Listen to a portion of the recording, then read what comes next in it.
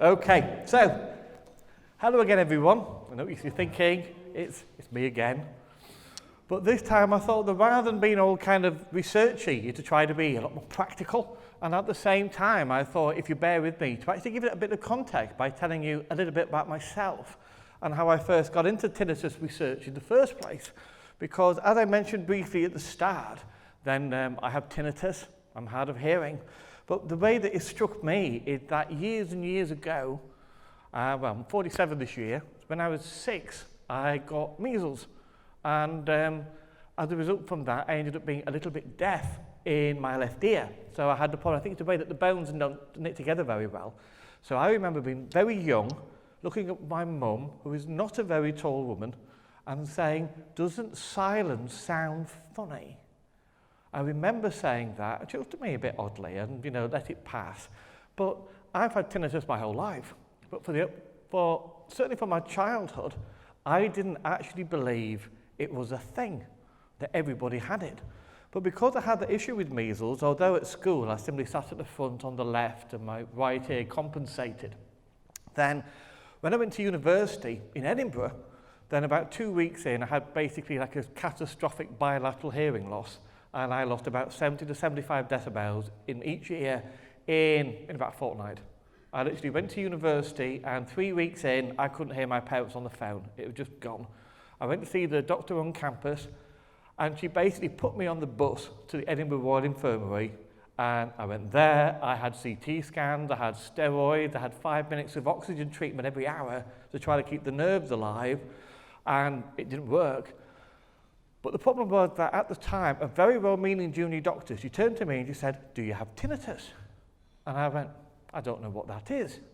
And she explained to me what it was. And that moment, I realized that the noises that I'd heard in my brain, well, I've heard in my head my whole life, ought not to be there. And I woke up the next morning and it was terrible. Because all of a sudden, my appraisal of tinnitus had changed and I saw it as an invader.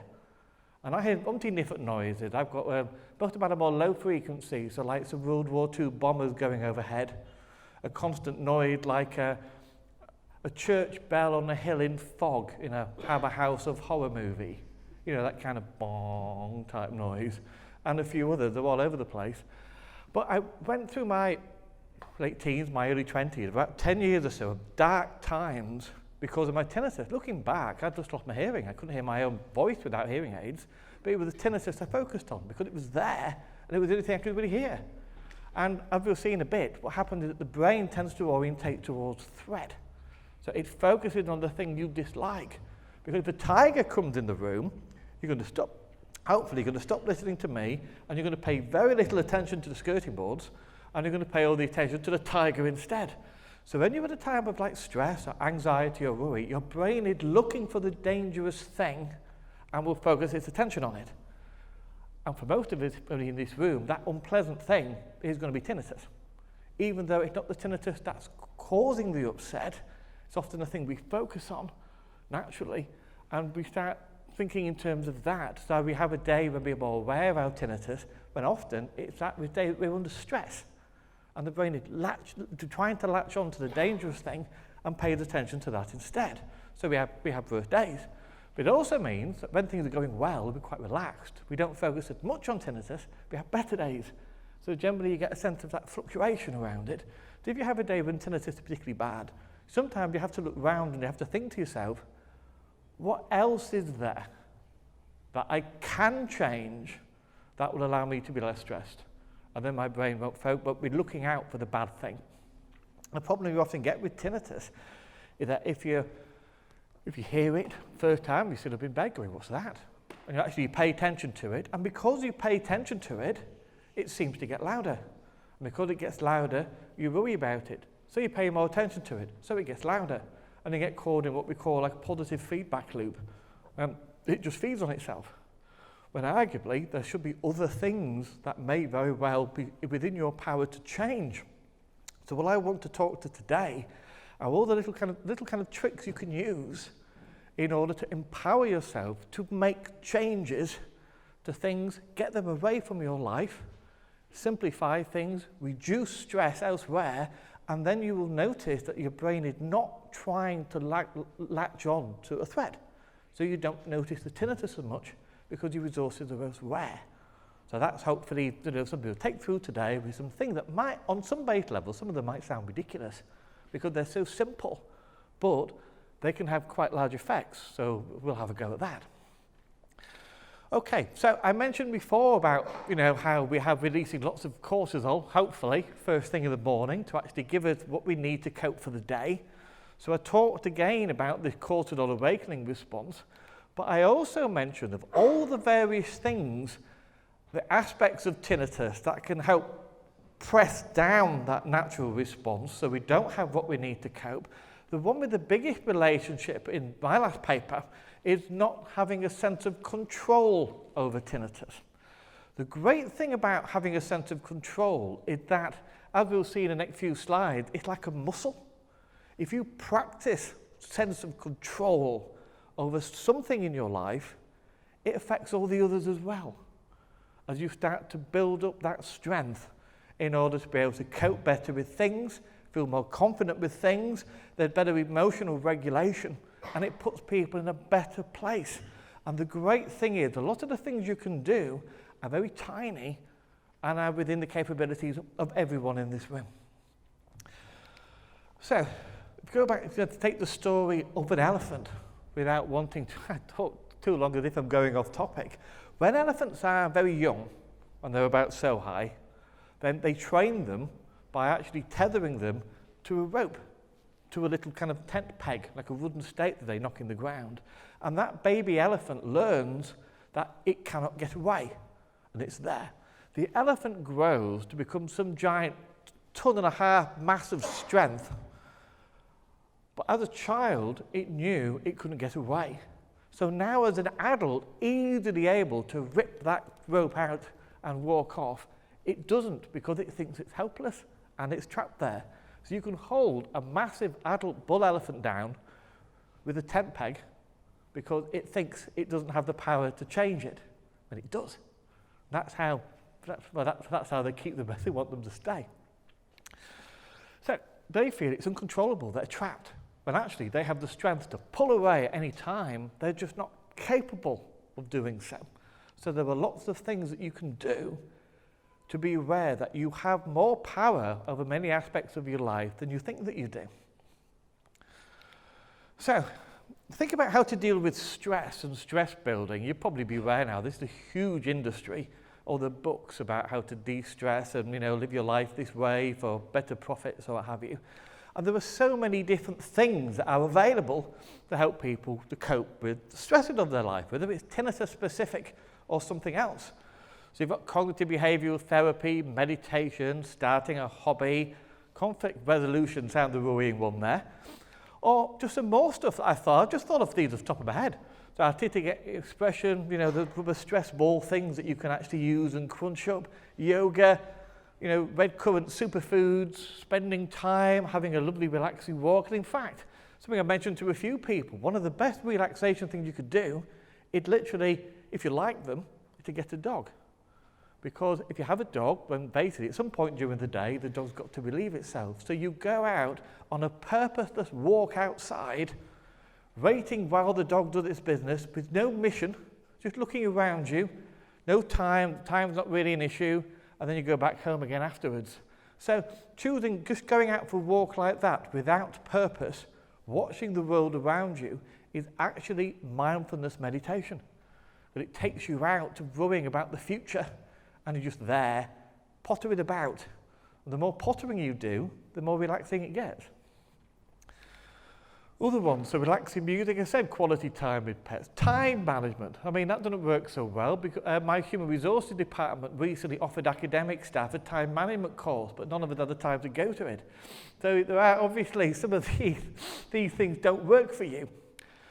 But there are loads of them. So the point is that some of the things on that list will just sound dopey.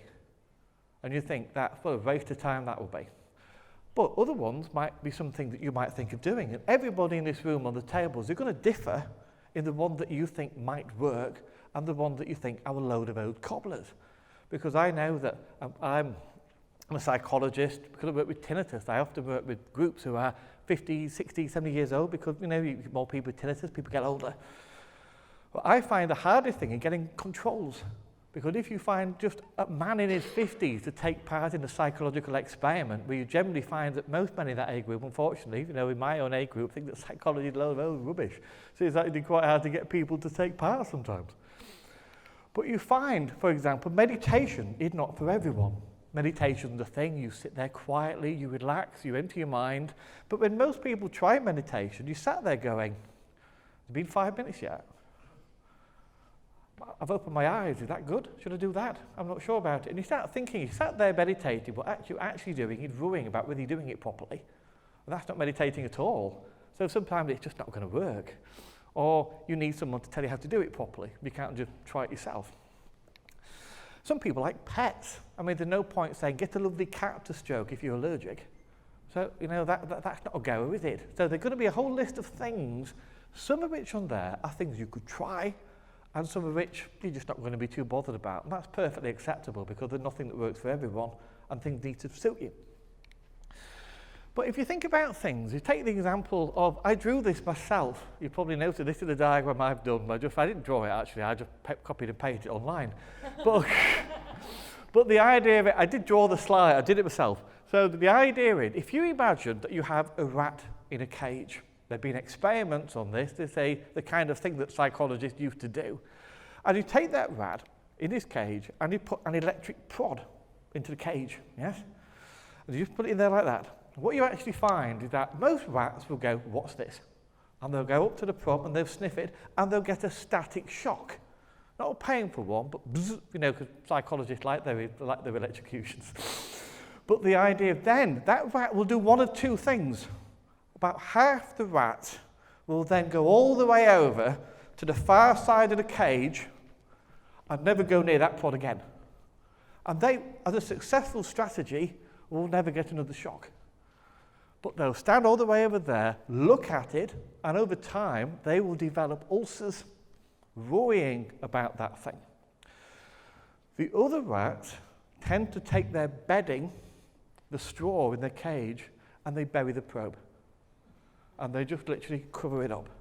So, job sorted. So it separates the coping strategies out into reactive, when you go off to one side, or proactive, trying to deal with it.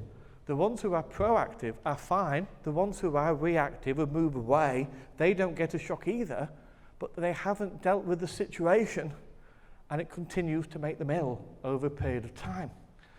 So often there's a sense of knowing what's the best way of coping to sort the things you can sort, but also to leave the things that you can't sort, rather than definitely trying to solve something that's out of your power.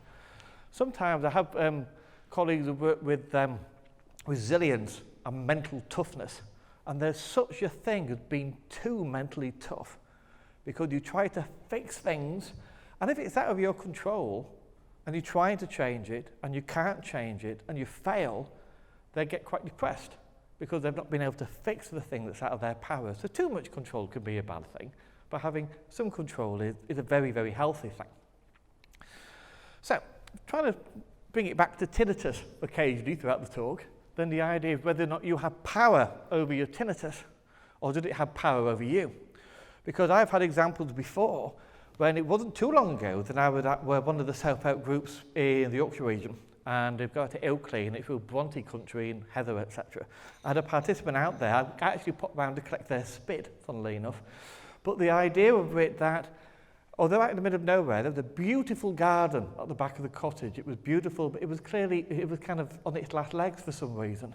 And she was talking to me and was saying about how she loved her garden, but because she lived out in the middle of nowhere, it was so quiet out there on the heaths, that her tinnitus was too loud for her to go out into her garden because it was all she heard, because there was no other sound, no traffic, no nothing.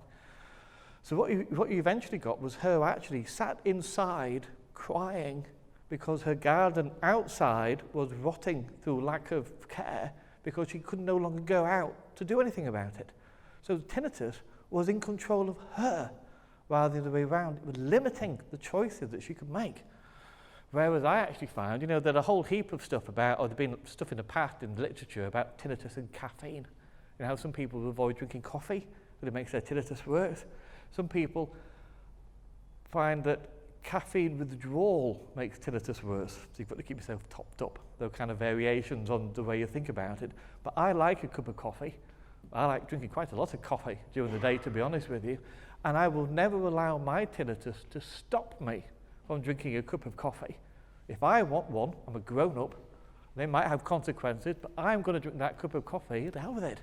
So it's the kind of attitude you take about it.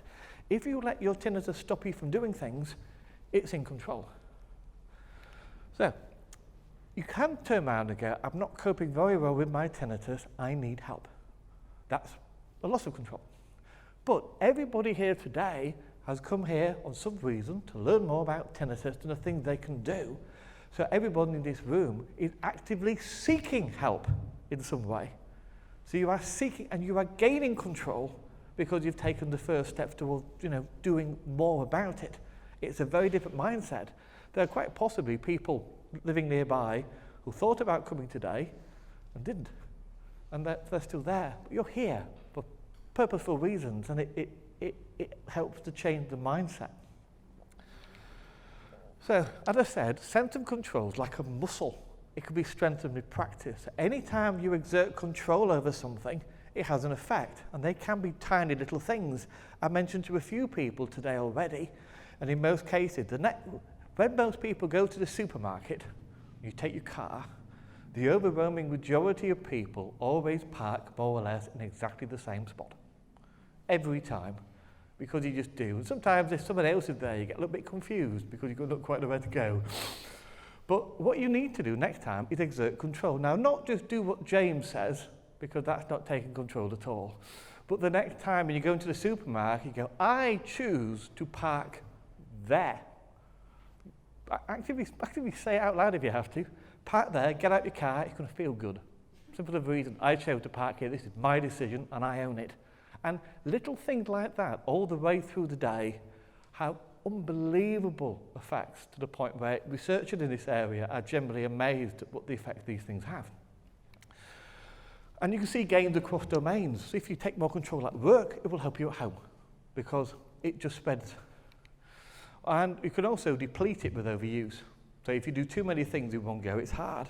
And in fact, I think you had an example over there with biscuits. You can actually go up to somebody, and I don't, it's actually quite bad, and actually just say, here's a biscuit, you're not allowed to eat it.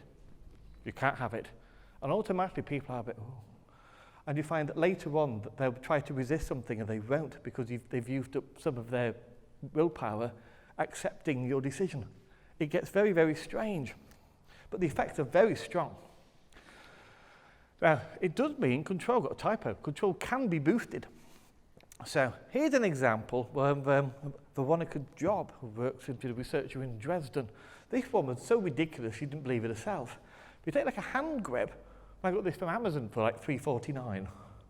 But you simply take the hand grip, when you use it, you squeeze them and you hold them close. And there comes a point, probably not very long for me, in front of you lovely people today, it's going to start to hurt, okay?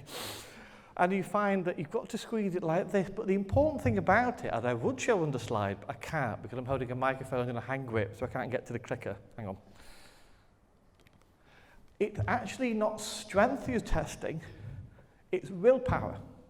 Because your muscle can continue to restrain the hand grip or hold it close for some time to come. But it's going to start getting a bit sore. A man's going to start feeling a bit tired. It already is, to be honest with you. I think if you weren't here, I'd have let go by now. I think I've turned the tension up too high. But the idea of it is that at some point, I'm going to think, I don't want to do this anymore, and then you let go. Yeah? And I'm glad I did that now. But it does mean that all this study was, if you took 150-odd Swiss undergraduate students, and for 2 weeks, twice a day, they had to do that and hold the hand grip, and then afterwards write down how long they lasted. So you've got a diary of them slowly, visibly for themselves, improving, getting stronger, writing it down. And these things have an effect. Now, they had 14 days of diary entry, so basically just twice a day they had to find the time to do that, which generally is not as easy as you might think, or they might think, I'm going to do one in the morning and I'm going to do one in the evening before I go out. And they have to write down how many minutes and seconds they did and the effort they put in, whether or not they had some effort or not very much, score out of 7. And they just totted it up for 2 weeks, and then the researcher came along and took the hand grip away. So generally, what's interesting, that 96% of them did a very good job. Huge compliance rate. Whenever you do most of these things, participants don't tend to bother doing these things quite as religiously. And they found that on average, people lasted about a minute. You know, obviously worse beforehand, better at the end of the training. And they, on average, they had about 4.88 out of 7 for effort that they rated themselves. Now, 6 months later, they asked to remember how they did it. How well did you do? But what was also interesting, at the end of the year, every student with a hand grip did significantly better in their exams than their peers that didn't get a hand grip. A grade difference, you know, 10% differences, huge differences. And I'm trying to think why. Turns out they reported they'd done more revision, they'd worked harder, they were more motivated. The simple act, not only of improving the hand grip, but finding time in a day to add something to their routine meant that they were better able, in a position to start planning what they did during the day, squeezing in a trip to the library, planning things in advance, fitting it round things. Even going to the gym, if you want to help yourself by going to the gym for 40 minutes, takes about an hour and a half. Get to the gym, change, shower afterwards. I've spent years with a gym membership for my university. I've never gone. But it's the idea where you start thinking, as soon as you fit things in, suddenly everything becomes possible. And you start fitting in more things, and you start planning things, and you start being in control, and it affects everything. Now, it does mean, so I'm thinking about explaining this, got to remember what the next slide is now, I've forgotten. But the idea is that if you have people, control groups, you tend to find you have an intervention in between, maybe to help people with their tinnitus, test them before and afterwards. Control groups are actually weird sometimes because ethically, if you have someone in a control group, then at the end of the study, you give them everything anyway, so people can take advantage of all the resources the other groups used. So you often find that control groups get better mysteriously during these things because they're excited to take part a bit later. But you find people could improve. So beforehand and afterwards, say in tinnitus distress, you might have an active control, which is like an intervention, like mindfulness or something that can help people. And afterwards, they report they're less distressed about their tinnitus than they were before.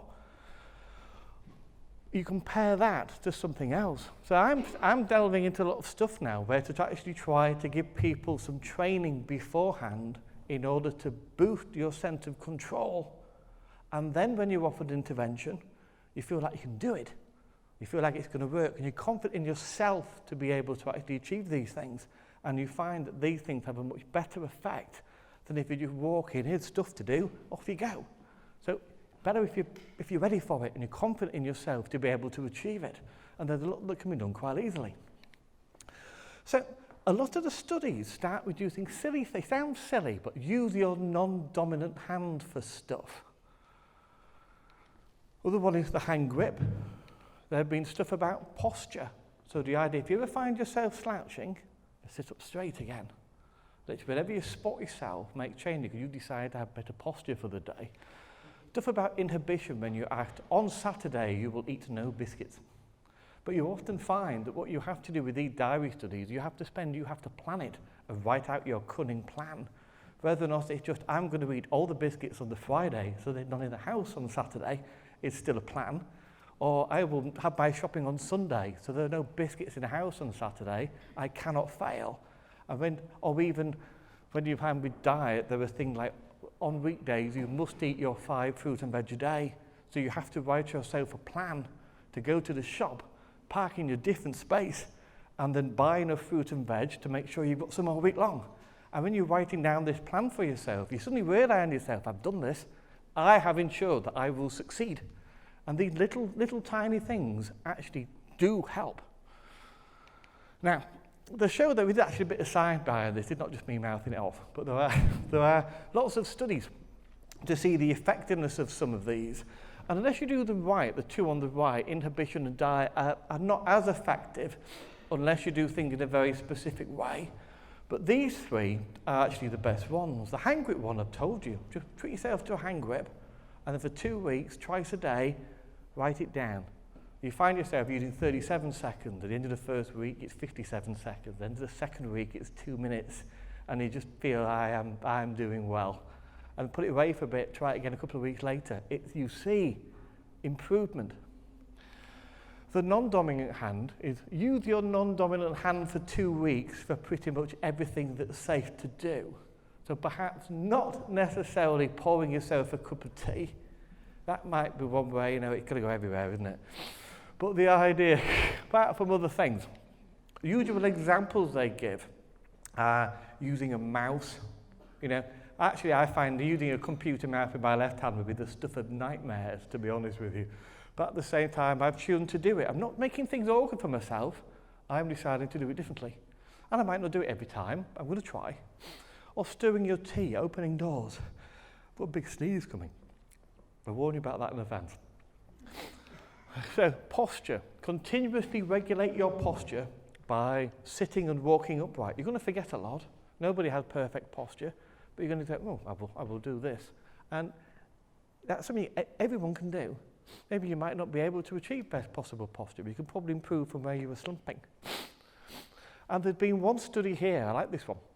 They took 122 smokers and gave them small acts of self-control, such as between Monday and Friday, you've got to do 10 simple math arithmetic problems. You decide when you're going to do it, and you stick to it. And they also find 2 weeks after quitting, 88% of smokers had started smoking again. Yes? That's pretty much what you tend to get. But 27% of people who've just used a hand grip for 2 weeks, so twice as many people were able to quit because for 2 weeks they just used a hand grip. And they felt more in control of things. And then we're more likely to turn around and say, I've stopped smoking. And that shouldn't, it's a tiny thing, but it puts you in a better place. Things become easier to cope with. And it sounds silly, I can hardly believe half of this myself, but it is very, very effective if you give yourself little things to do.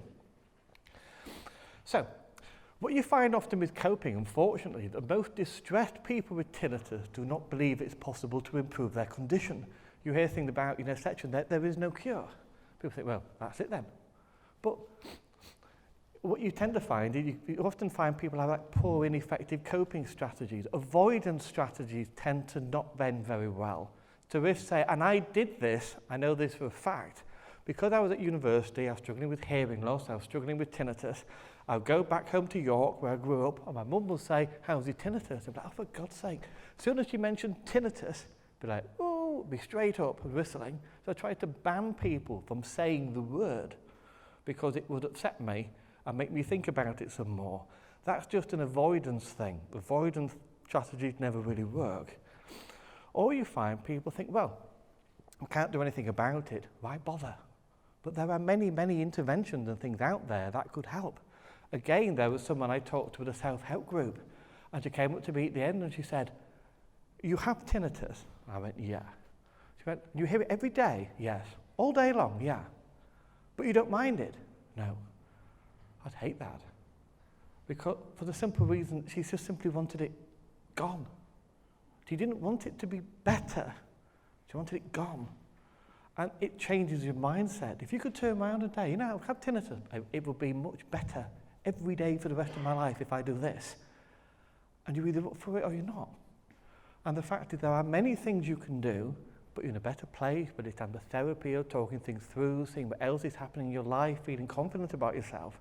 That could mean that your tinnitus just isn't as bad as it was. Because you feel more confident, things are working very well, you're spending more time on other things, your brain's not looking for the threat, and it's not focusing on the unpleasant thing, and you can move on and do other things. And we can get a lot of people there. So, what you find although the theories tend to say when you have tinnitus, the way to control it, number one thing, is to seek out more information about it. So, probably here today, people talking to you about tinnitus. The British Tinnitus Association will tell you about tinnitus, how it works, what it is. As long as you get an understanding of it, then that's the first step. You know what it is. Afterwards, you get some idea of being able to make a decision to pick a treatment. I gave you a list of things at the start, some of which you're thinking, what a waste of time. And some of it you'll be thinking, I could do that. I said, like meditation. Lots of people like meditation, but I remember once I actually got a tape of how to meditate, and it was telling me, breathe deeply, relax. And I was there thinking, for God's sake, will you stop telling me what to do? And I just didn't go for it at all, or something, but some people do. And there were lots of ways in. And the other one, behavioural control, is you pick when and where you do things. There's more stuff on the internet now, for example. Or you can decide where to go from have a nice lovely walk in the park or something. You choose what you do, when you do it, giving you control over something, and it makes that much more likely to be a goer. So, I think I'm talking a bit longer now, I've got a feeling, yeah, so a couple of minutes. But I find I had an online study that I'd be interested in people taking part in. So I've got a little form to hand out. If anybody's interested in taking part in a study, they give you a little bit of details at the end. We'll hand that round. If you don't want to take part, just don't fill it in, fill it for recycling, I don't mind. But I have a study in asking people what happened when they see their GP for the first time. Go to see their GP with help about tinnitus. And they've got one here at the top. The first healthcare professional discusses tinnitus-related distress and helpful strategies and interventions. 17% of people said their GP suggested interventions, which means 83% did not. The first healthcare professional I saw referred me to secondary services, and this was done without me having to fight for it. Slightly better, because they got about 40% of people got sent on and referred. It still meant that 60% did not. At least not without having to fight for it. So while I had people do this online survey, I also interviewed some people by telephone. And you get various comments about your first interaction. So there were things like, it'd be better if you had hearing loss, because then I'd been able to help you. So it's the idea when you think you could be hearing aid, if you've got tinnitus, then, there isn't the support there in the same way, because they're looking to give you a hearing aid and help you hear. Or the least helpful is the NHS and the GP. It can be a bit harsh, but they've got lots of people to see. But this one, I was quite lost. I don't know who I need to go and see without my GP telling me where to go. But if you have education and you understand the condition, you understand the intervention and the therapists available, and you go to your GP and go, I would like you to refer me to him, please. It's a different thing. Or, I would like to know more about this. Can you give me some information about who is available, in the area for things, or something? And you find that other comments, such as everything, were looked at quite negatively with regards to tinnitus. Dealing with it day in and day out, there was no sensitivity at all. The one that got me for the NHS audiologist, one of my favourite comments, a terrible comment really, is that the hearing technician was looking at his phone and eating a cake. So there's a sense of, there you are with your tinnitus, and this fellow's having a cake. So it's a sense where you want somebody to listen to you. So, having said that, this one, he said, I'd refer you to a hearing therapist, and I saw one 6 weeks later. That was a man who went to see his GP, and his GP had tinnitus, and he knew more about it. Or you had one, I only ever had one session with the hearing therapist. It was an hour, but I really wished I'd seen her in the beginning. It took 3 trips to the GP, 2 audiologists, and ENT consultant before she managed to get through to that. And then, although I cut the quote down, she actually said, when asked about it, she was kindness and compassion in abundance. It was just somebody who was sympathetic and listened to her about her tinnitus. And she got through 3 years with her tinnitus from that 1 hour thing before she needed to see anybody again. There are people out there that can help. Sometimes we just need to know who they are, where they are. So I've got a bit more that I won't talk about. But the idea is when you have these things, information, something that you want to do, kind of pick where and how you do it, you are in control of that.